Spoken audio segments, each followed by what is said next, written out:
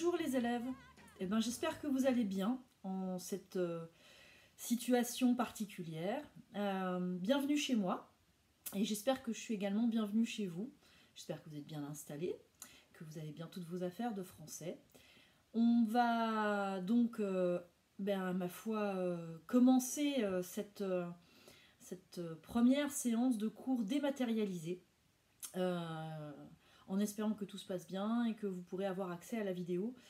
J'essaierai le plus souvent possible pour des notions de cours, de passer par la vidéo pour que vous n'ayez pas que des choses à lire, mais aussi des choses un peu à voir pour que ce soit un peu varié dans les supports. Voilà,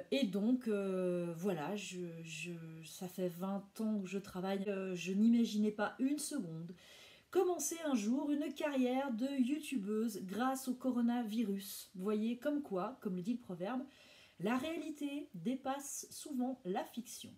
Ça tombe bien, parce que justement, c'est le chapitre que nous allons étudier pour cette séquence, autour du thème « Regardez le monde, inventez les mondes ».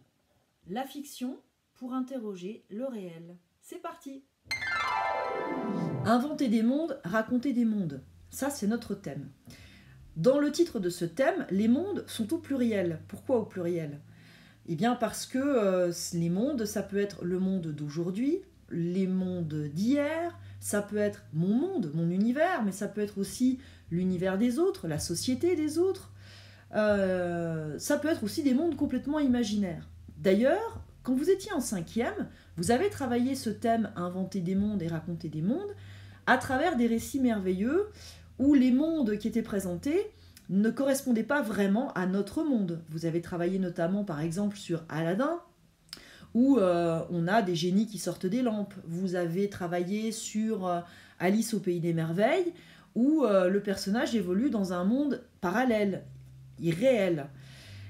En 4e, on va voir comment les histoires sont en lien justement avec le réel, la fiction pour interroger le réel. On va démarrer ce chapitre en faisant comme d'habitude, c'est-à-dire en interrogeant nos termes. La fiction, qu'est-ce que c'est? Le réel, qu'est-ce que c'est? Alors on va commencer par s'intéresser au mot fiction. Quand on s'intéresse à l'étymologie du mot fiction, à son origine, on s'aperçoit que c'est un mot qui vient du latin. La fiction vient d'un mot latin, fictio, qui vient lui-même d'un verbe, fingo, fingere, qui veut dire fabriquer, inventer, feindre, faire semblant. Alors faire semblant, c'est déjà intéressant parce qu'on s'aperçoit que dans l'étymologie latine, faire semblant, ça suppose donc de mimer quelque chose qui existe déjà. On voit bien que quand on invente des histoires, finalement, on ne les invente pas de rien. On les invente à partir d'une réalité qui existe déjà et qu'on va imiter, recopier, pour pouvoir éventuellement la déformer, la transformer. Alors si maintenant je regarde dans un dictionnaire la définition de fiction, qu'est-ce que je trouve? La fiction, c'est une création de l'imagination qui n'a pas de modèle dans la réalité. Alors qu'il n'y a pas de modèle dans la réalité, c'est à voir, on va en reparler. On trouve aussi comme définition, c'est une construction imaginaire se constituant pour masquer ou enjoliver le réel. Alors ça, c'est pas mal, parce que ça voudrait dire que dans une fiction, on se réfère quand même à la réalité pour la transformer, pour la déformer, pour en faire autre chose. Alors quand on dit qu'il n'y a pas de modèle dans la réalité d'une fiction, ça veut dire que l'histoire que vous inventez, elle vous appartient à vous. Vous ne pouvez pas la retrouver telle qu'elle dans la réalité. Enfin, la dernière définition qu'on trouve pour le mot fiction, c'est une création imaginaire dans une œuvre artistique, littéraire ou cinématographique, c'est-à-dire les histoires qu'on va trouver dans les romans, dans les récits, dans les fables, mais aussi au cinéma par exemple. Alors le réel, qu'est-ce que c'est? Si on interroge l'étymologie, on voit que réel, ça vient d'un mot latin, realis, qui vient lui-même d'un nom, res. Le nom res, ça signifie une chose, un objet, un fait existant. Alors évidemment, une chose, on l'a devant soi. Un objet, on s'en sert, c'est très concret.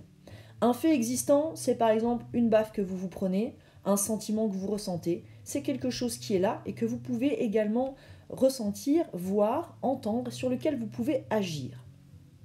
Alors si maintenant je regarde les définitions dans le dictionnaire du mot réel, qu'est-ce que je trouve? Le réel, c'est ce qui est, ce qui a été, ce qui existe et ce qui a existé, ce qui arrive dans les faits et ce qui est arrivé. Bref, ce qui se vérifie dans les choses, dans la réalité. Donc le réel, c'est facile, je peux agir dessus, je peux ressentir, je peux entendre, je peux voir le réel, je peux le toucher. La fiction, c'est autre chose. La fiction, ce sont des histoires qu'on se raconte. Quel lien la fiction entretient avec le réel? On en a déjà un petit peu parlé.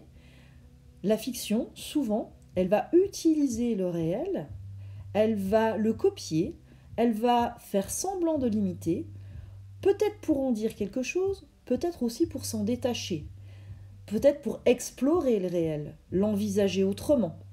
C'est toutes ces questions-là qu'on va être amené à aborder à travers l'étude de notre chapitre. Allez, nous voilà de retour à la maison. Donc normalement, vous avez là maintenant toutes les cartes en main pour comprendre quels sont les enjeux du travail que nous allons mener dans ce chapitre, la fiction pour interroger le réel. Vous allez trouver un PDF que je vais déposer dans votre cahier de texte. Dans ce PDF, vous allez retrouver la trace écrite que j'ai utilisée dans cette vidéo. Et cette trace écrite, eh bien ma foi, ce sera votre première séance sur ce chapitre et vous pourrez la glisser dans votre classeur si vous le souhaitez ou vous faire un dossier sur votre ordinateur. Vous verrez qu'à la fin du PDF, j'ai ajouté un petit exercice de lexique très simple pour aller un petit peu plus loin dans le travail. Je vais vous demander en fait de travailler autour des mots fiction et réel et je vais vous demander de trouver pour chacun de ces deux mots des synonymes et des mots de la même famille. Voilà, donc on se donne rendez-vous juste après que vous ayez accompli cet exercice. À bientôt.